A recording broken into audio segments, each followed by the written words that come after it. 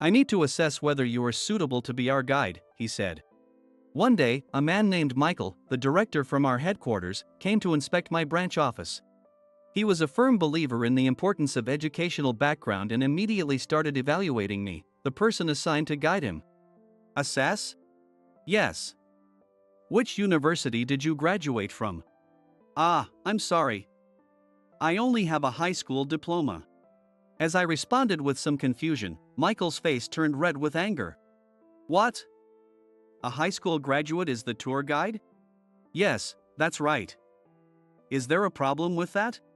It's absolutely unacceptable for someone like you, a mere high school graduate, to handle this. How impolite.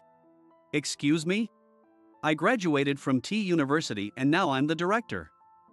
If you're going to assist me, call someone with a better education that matches mine. Well, that's if there is anyone like that in this branch. Michael smirked and repeatedly insulted me in a blatant manner. Just then, his phone rang. The caller was someone unexpected. My name is Oliver. I'm a 26-year-old office worker. Ever since I was small and physically weak, I was often bullied during my elementary school days. Looking back as an adult, those incidents don't seem so terrible, but back then, I was too timid to speak up and often found myself succumbing to the more assertive kids. I couldn't communicate well. I remember my school days. I was always pestered by a boisterous classmate who was considered a leader. Hey! Oliver! What is it, Jack? You were good at math, right? Yeah, sort of. I forgot my homework and I'm in a real bind. Can I borrow your worksheet for a bit? But last time you didn't return it after borrowing. Really? Well, never mind that. I'll copy it and return it on time this time, promise. Come on, help me out. But, arg. Stop being so annoying. I'm just asking to look at it. Intimidated by his anger, I eventually handed over the worksheet. Alright, make sure to return it by third period math. Yeah, sure thing. Thanks a bunch. As soon as he got the worksheet, he returned to his seat with a grin, spouting smooth talk. I would always watch his back with resentment. This happened repeatedly. Because I was small, I was told I couldn't eat much and often had my milk or bread taken during lunch, or I was forced to do their cleaning chores. I couldn't refuse any of it because of the pressure. Whenever this happened, I would go home nearly in tears and be comforted by my mom. While my mom was always supportive, my dad was strict. Whenever he came home late at night and heard from my mom about the bullying at school, he would come to my room to lecture me. Oliver. I heard you had a rough time at school again today. Yeah. Jack was terrible. Today he forced me to do his duty, even though I had cram school. I see. And what did you say to Jack? Huh? Did you clearly tell him, it's your turn to do it, so you should be doing it? I couldn't possibly say that. Jack is bigger and louder. Listening to my excuses, my father quietly shook his head. Oliver, I always tell you. It's very important to clearly express your thoughts to others. I know that might be true, but still. Staying silent is just like not having any opinions or will of your own. You do have thoughts and feelings, don't you, Oliver? It's all this enduring that makes things tough, my dad said. Yeah, I replied quietly. You need to communicate that to your friends properly. Do you think I can? Of course. Even Jack will understand if you explain it properly. It's important to convey what you dislike and what makes you happy. Wouldn't you be happier knowing what your friends think of you? Yes, that's true. Don't worry. You can do it. Repeatedly receiving this advice from my dad, I gradually became able to clearly express my feelings to those around me. Despite my initial reluctance. Eventually, Jack began to understand when I spoke up clearly, and by the time we graduated from elementary school, we had developed a good friendship. Not only with Jack, but I think my communication with all my classmates improved. Looking back, if I didn't speak up, people wouldn't know what I was thinking, and they would assume I would take on any request, branding me as the nice guy who couldn't say no. I realized I had just been retreating into my shell, playing the victim without expressing my own opinions. And I was able to squarely face and improve on my issues. all thanks to my father's teachings. Then, through middle and high school, I made many friends, and unlike my elementary school days, I became someone who could clearly express his own opinions, and I noticed a significant change in how my peers viewed me. I was entrusted with roles like class representative, student council member, and festival committee member. I could talk to anyone without hesitation, and my straightforward attitude earned me respect and trust from both teachers and classmates alike. While most of my classmates aimed for college, I chose to work right away. I knew what I wanted to do and wanted to gain experience as soon as possible. I joined a mid-sized trading company dealing with electronic components. They had major manufacturers as clients. From components for household appliances to parts for factory machinery, the company handled a wide range of products and was quite large.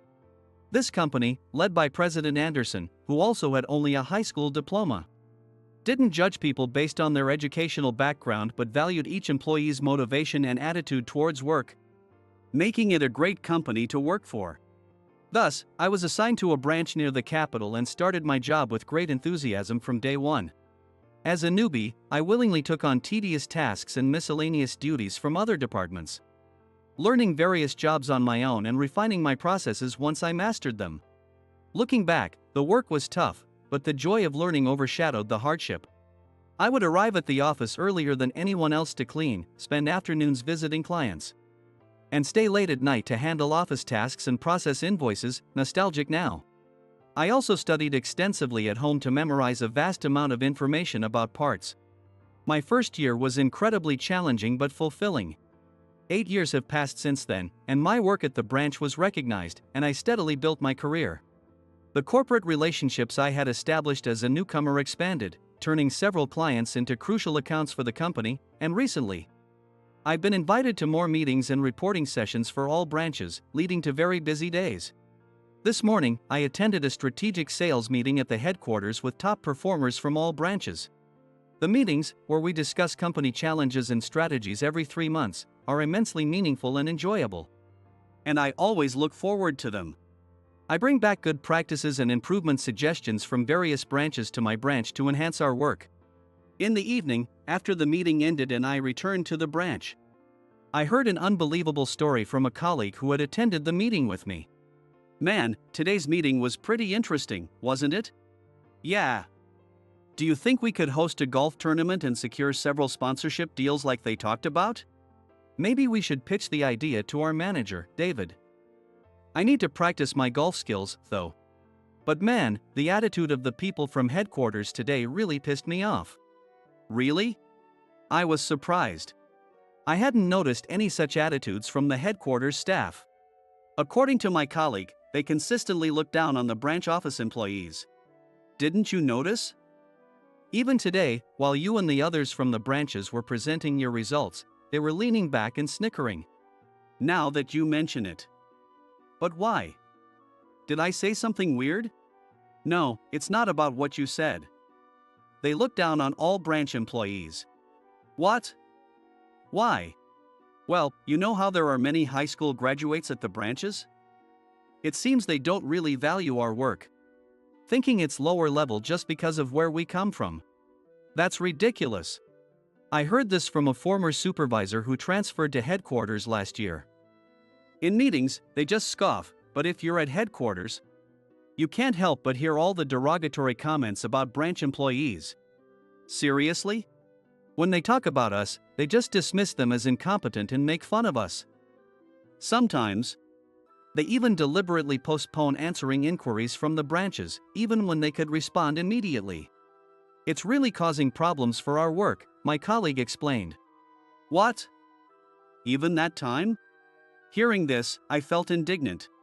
It wasn't the first or second time I found myself worrying, "Why is this taking so long?" while coordinating work with headquarters. Apparently, there's a pervasive belief at headquarters that they are the elite and superior, leading them to look down on branch employees. This attitude is reinforced because many branch employees have only high school diplomas and there are more people working shorter hours, which leads them to mistakenly think they're just taking it easy.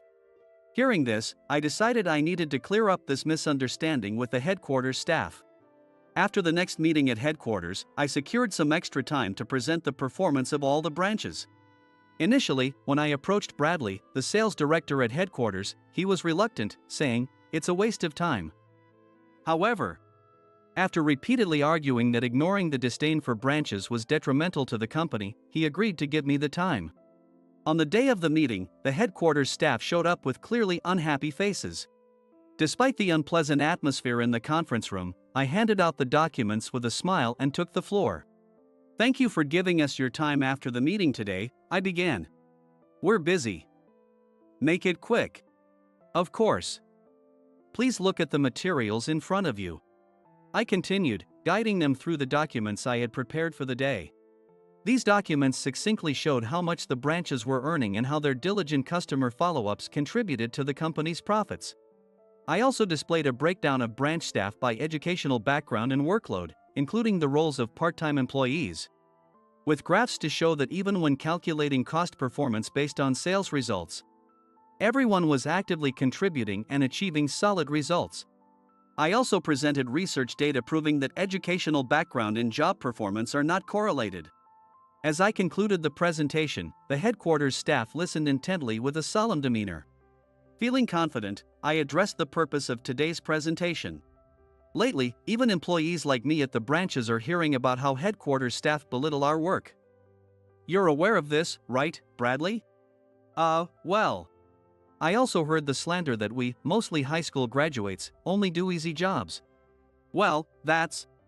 As you can see, at the branches, whether high school or college graduates, everyone, including part-time office workers, is united in contributing to the company's profits. I hope this presentation helps all of you at headquarters rethink how you view the branches. I urge you, Bradley and everyone here, not to overlook but to improve the condescending attitude towards the branches. With that, I made my plea.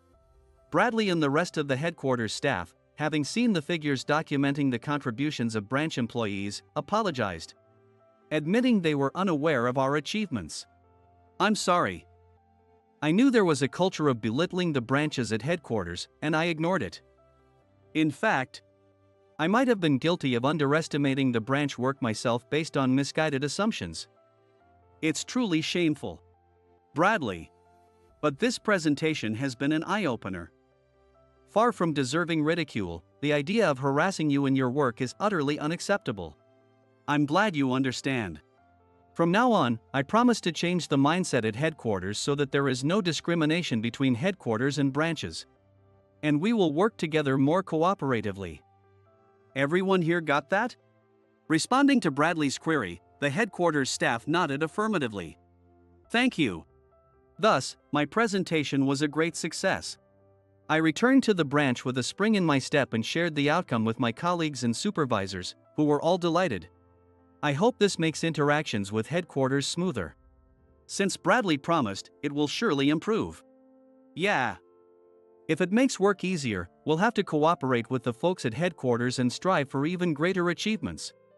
Though it's strange we had to assert ourselves just to be recognized. Yeah. I'd been bothered by that too. But it seems it will be improved, so let's accept it as a positive change. Several months later, an incident occurred. Under the pretext of understanding the inner workings of the branch, a person named Michael, the director from headquarters, came to visit. In his mid-50s with a robust build, his attitude was astonishingly arrogant. And the employees he spoke with were all universally stunned and bewildered. According to my supervisor, this Michael was the person who had fostered the culture of looking down on branch staff. And now, I was assigned to be his guide. As I began showing him around the departments, Michael, who had been sizing me up, asked about my educational background. "So you're guiding, huh?" "I need to assess whether you are suitable to be our guide," he said. "Assess?" "Yes." "Which university did you graduate from?" I'm sorry. I only have a high school diploma." "What? A high school graduate is the guide?" "Yes, that's correct." "Is there a problem with that? For someone like you, a mere high school graduate, to handle this is utterly inappropriate." "Excuse me?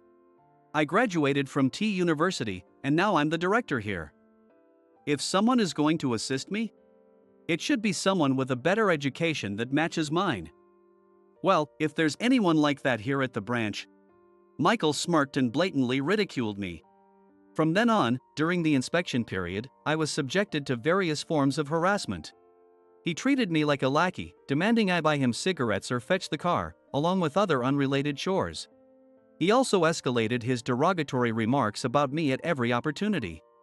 Of course, the people at the branch were angry at Michael's arrogant behavior, but since he was in a much higher position, they couldn't openly criticize him. Then one day, as soon as I arrived at work, I was called in and subjected to a tirade, but then Michael's phone rang. "Yes, this is Michael." He answered the phone with a smile I had never seen before. It was apparently a call from President Anderson. "President Anderson. What can I do for you?" Yes. "Of course, I am currently inspecting the branch." "Eh? Oliver?" "Yes, he's right here." "You want me to put him on speaker and hand him the phone?" Yes, I understand." While talking to President Anderson, Michael smirked at me and, putting his phone on mute briefly, spoke to me. "President Anderson wants to talk to you." "What could he want with someone like you? Maybe he's going to fire a useless high school grad like you? Well, it would be better for the company if you were gone. Here, take the phone, and make sure you respond properly." "Yes. Hey everyone, come here. Watch this guy get fired directly by President Anderson." Saying this, Michael took the phone off mute, turned on the speaker, and thrust it at me. As a few concerned colleagues gathered around, I took the phone from Michael. "Hello, this is Oliver speaking." "Oliver. I'm sorry to have put you in such an unpleasant position." At the initial exchange, Michael looked puzzled. "It's unfortunate, but I couldn't entrust this role to anyone else. And it's for the company's good." "That's right. Thanks to you, I've come to understand the reasons for the bad atmosphere at headquarters." I didn't want to believe it. But it's regrettable. Everything I've reported is as I've observed firsthand over the past week. One should have capable sons like you. At President Anderson's words, Michael, who had been smirking confidently, suddenly turned pale with shock. In fact, I was President Anderson's son. My desire was to succeed my father and further grow the company. That's why, instead of going to university, I chose to gain work experience by joining the company. Having worked from the ground up at the branch, I had recently started to frequent headquarters and reported the negative atmosphere there to my father without concealment. "So, you're President Anderson's son?" "Yes. I have been at this branch as part of my training, but I cannot tolerate the disdain shown by headquarters staff toward the branch. And I have reported your behavior as one of the causes." "What?" As Michael turned pale, I smiled smugly. "You've ridiculed me a lot, haven't you? Saying a high school graduate was incompetent. If I can't work, I should at least go buy your cigarettes." "Right. You were joking about getting fired by President Anderson." Well. I'm terribly sorry. I didn't know. I would never have said such things if I had known." "So you wouldn't have said it if you knew I was President Anderson's son?" "Of course not. Don't be absurd. Judging people only by their educational background or title, and you'd ridicule them if they weren't the president's son. No one deserves to be treated that way. Please, forgive me." Michael collapsed to the ground, trying to appeal to me pitifully, but I brushed off his hand. Then, still on speaker, President Anderson's calm voice could be heard. "Michael, we have no need for someone like you in our company. President Anderson. Please. I'll say it again. You're fired." "That's unbelievable." Thus, Michael staggered out of the branch with unsteady steps. I later heard that he headed straight to the headquarters. However, by the time he arrived, his seat at the headquarters had already been removed. While Michael was inspecting my branch, the headquarters was already conducting an inquiry into his behavior due to his negative stance on branch contributions and the friction he caused with various people. It was discovered that Michael had been taking credit for some of the achievements of the branch staff. His previous arrogant behavior and actions that constituted harassment towards subordinates and colleagues had come to light.